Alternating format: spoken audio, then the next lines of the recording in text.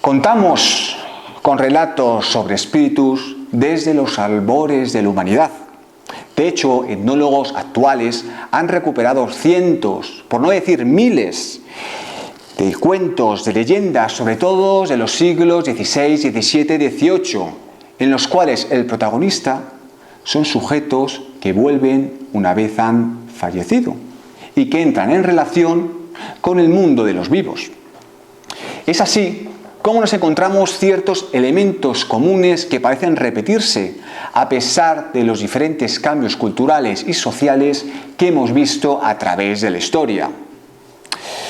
Para estos hombres y mujeres que en su momento tuvieron este tipo de encuentros con el mundo de los espíritus, estos son hechos significativos. Por lo tanto, nos dan a entender de la importancia que tuvieron en su momento. Siempre, como hemos dicho, sujetos a la sociedad y a la época en la que nos encontremos.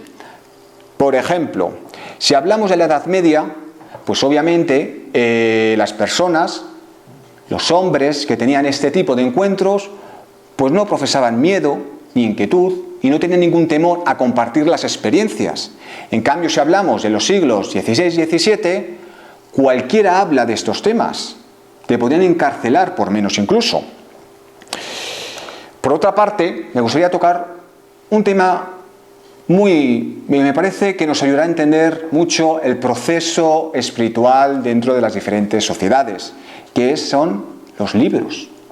Los libros han ejercido desde la Edad Moderna, acordaos que la Edad Media es del siglo V al siglo XV, ¿vale? La Edad Moderna es a continuación. Los libros han ejercido un poderoso influjo en los hombres, no solo a través de los textos, sino a través de sus diferentes formatos. La palabra impresa supo condicionar actitudes y reacciones, estimulando la imaginación de buena parte de la sociedad entre los siglos XV y XVIII.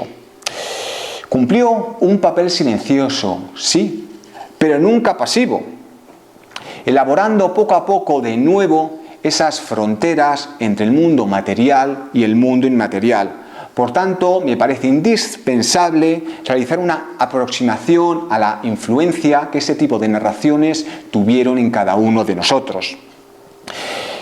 Es bien sabido que los relatos verbales avivaron la imaginación de los oyentes desde tiempos inmemorables, pero la imprenta ofreció un soporte, el libro, que prestó una mayor convicción a los contenidos de los cientos y cientos de libros publicados.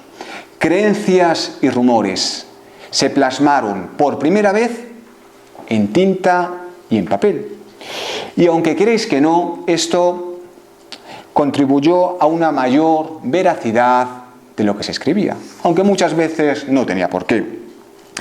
El éxito editorial de muchos de estos textos y las cuantiosas ganancias de editores, libreros o buhoneros permitieron y obligaron que este tipo de obras se reeditaron una y otra vez a lo largo de toda la Edad Moderna.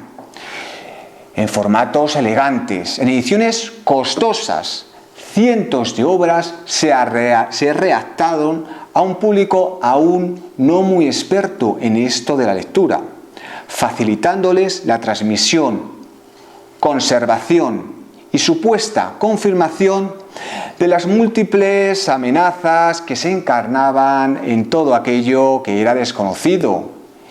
¿Y hay algo más desconocido que el mundo de los espíritus? No. Hoy sabemos que la gente tenía un acceso mucho mayor a lo escrito de lo que se pensaba.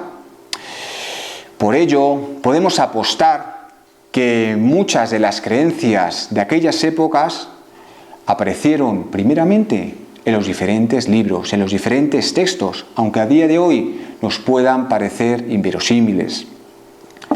El poder de los libros era múltiple.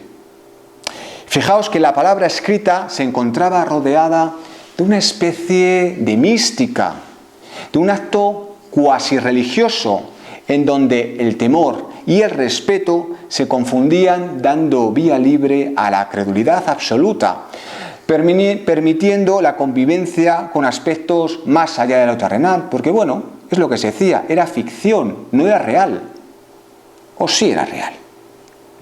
La interacción entre ello, entre lo imaginario y lo real, esa simbiosis entre dos posturas distintas, la del lector y la del texto, no finalizaba una vez que se terminaba la lectura. El compromiso emocional que se le imprimía a este tipo de lectora alimentaba la concepción mágico-religiosa del universo. Por otro lado, la conjunción de la palabra y del dibujo a través de los grabados constituyó un instrumento muy potente e influyente de propaganda contra aquello que se quería desechar. Por ejemplo, lo que hemos comentado con anterioridad, los diferentes poderes eclesiásticos, ¿cómo ejercían su influencia? Pues a través de textos y a través del desconocimiento que ello despertaba.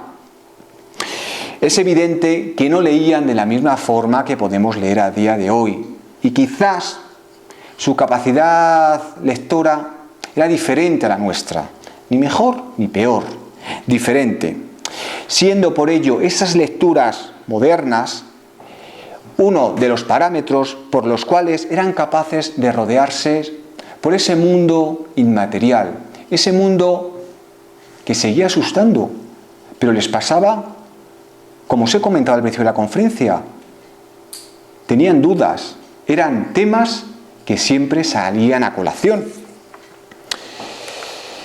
Dentro de la antigua tradición de los sueños proféticos, los más antiguos relatos que hemos podido detectar, sobre todo durante la Edad Media, nos muestran a espíritus, sobre todo noctámbulos, ruidosos, inquietos, pero absolutamente inofensivos. Pero fue a partir del siglo XV, acordaos, cuando este panorama ontológico de ultratumba empieza a cambiar y los espectros, los espíritus, son absorbidos por los maleficios de las brujas, convirtiéndose en otros de tantos agentes del demonio. Visiones espantosas empezaron a desfilar por los libros. Fallecidos envueltos en mortajas, que asesinaban e incluso devoraban a los audaces pecadores que osaban a invocarlos.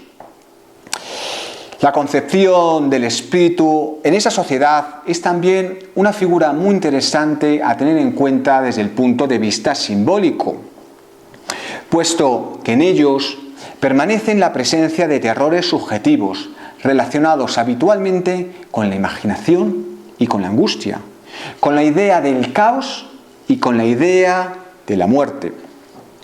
Esto es quizás uno de los principales motivos por los cuales, sobre todo en esta época, se empezó a asociar el tema de los espíritus con el tema de la noche. Es precisamente por la noche cuando nuestros sentidos se encuentran más mermados, nos sentimos más indefensos, no sabemos qué ocurre a nuestro alrededor. Y claro, si nos paramos a pensar, no es la misma una noche del siglo XXI en el que nos encontremos, que podemos ir por la calle y hay farolas, y que podemos ir por la casa y hay electricidad. No, antes no, el siglo XV y XVI, las noches eran auténtica oscuridad. De hecho, para ir de habitación a habitación, como no fueras con una vela, posiblemente no vieras nada. Así que fijaos el temor que tenían a estos temas. Durante el siglo XVI es factible encontrar un número bastante significativo de libros en el que habla específicamente del tema de los espíritus. Es cierto que no todos los autores son fervientes creyentes de este tipo de temas, pero es cierto que es importante estos primeros temas, estos primeros textos, porque se empezaron a debatir las primeras explicaciones racionales sobre el tema espiritual. Un grupo mayoritario de personas fluctuaba entre la credulidad y el escepticismo, y eso siempre es bueno, porque eso nos hace evolucionar. La razón empezaba a resolver esos problemas trascendentales que todos nos hemos planteado en algún momento de nuestra vida. Se argumentaron, fijaos, explicaciones pseudonaturistas al fenómeno espiritual, como por ejemplo que los espíritus fueran el resultado de la exhalación de una serie de vapores de los difuntos. Por otra parte, podía afirmarse que no eran más que ilusiones ópticas o ilusiones auditivas. Estas hipótesis, que de alguna manera racionalizaban el misterio, perdieron influencia, sobre todo a finales del siglo XVI y durante todo el siglo XVII, debido a la gran caza de brujas que se expandió por toda Europa. A partir de ese momento, las obras publicadas alinearon sus argumentos detrás de textos que hicieron que las manifestaciones espíritas y espirituales fueran ciertas y verídicas. Sí, pero si éstas eran así, se decía que eran obra del maligno. Solo a partir de los siglos XVIII y XIX, cuando la creencia en las brujas y el demonio cayó en descrédito, empezaron a reaparecer, como había habido durante toda la historia, un sinfín de testimonios escritos de personas, de hombres y de mujeres que habían tenido contacto con el mundo espiritual, alejados, como no, de cualquier fenómeno brujeril.